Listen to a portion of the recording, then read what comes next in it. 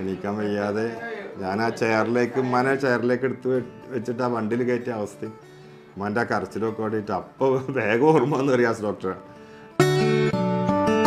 കുളിമുറിയിൽ കുളിച്ച് പുറത്ത് ഇറങ്ങുമ്പോൾ ഒരു പ്ലാസ്റ്റിക്കിൻ്റെ കടലാസ് ഞാൻ കണ്ടില്ല. ആ പ്ലാസ്റ്റിക്കിൻ്റെ കടലാസാവും എന്നെ പറ്റിച്ചത്. എന്തായാലും അതിമ ചവിട്ടിട്ടാണ് ഞാൻ വീണത്. ഭയങ്കരമായ വീഴ്ച. അങ്ങനെ എല്ലാവരും കൂടി എന്നെ ആസ്പത്രി കൊണ്ടുപോയി. വേണ്ട, അതിനെ തൊടാൻ വയ്ക്കണില്ല. ഏത് വിധത്തിലാണ് ആസ്പത്രിയിലേക്ക് എത്തിച്ചതെന്നൊക്കെ പറയാൻ പറ്റണില്ല. അത്രയും കടുപ്പം. എന്തായാലും ശരി, ഇപ്പൊക്കെ റാഹത്തിലായി.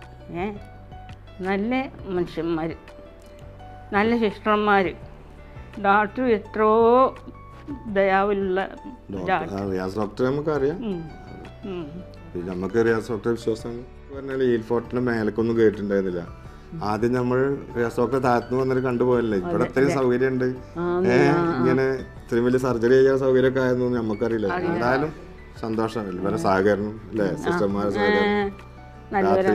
രാത്രി കുളിക്കുമ്പോ പെട്ടെന്ന് വന്നിട്ട് നമ്മളെ അതല്ലേ അത് നോക്കിയാ അവര് ഉറങ്ങാതെ കാത്തിരിക്കന്നെ കരച്ചിലൊക്കെ ഓടിയിട്ട് അപ്പൊ വേഗം ഓർമ്മ വന്നു റിയാസ് ഡോക്ടറെ. അപ്പൊ പിന്നെ ഓടിയിട്ട് എയർപോർട്ടിലേക്ക് എത്തി. പിന്നെ പേടിയില്ല, കാരണം ഞങ്ങൾ റിയാസ് ഡോക്ടർ ആയെന്ന് തന്നെ അറിയാം, എൻ്റെ വാപ്പാൻ്റെ ചികിത്സിച്ചതിനൊക്കെ അറിയാം.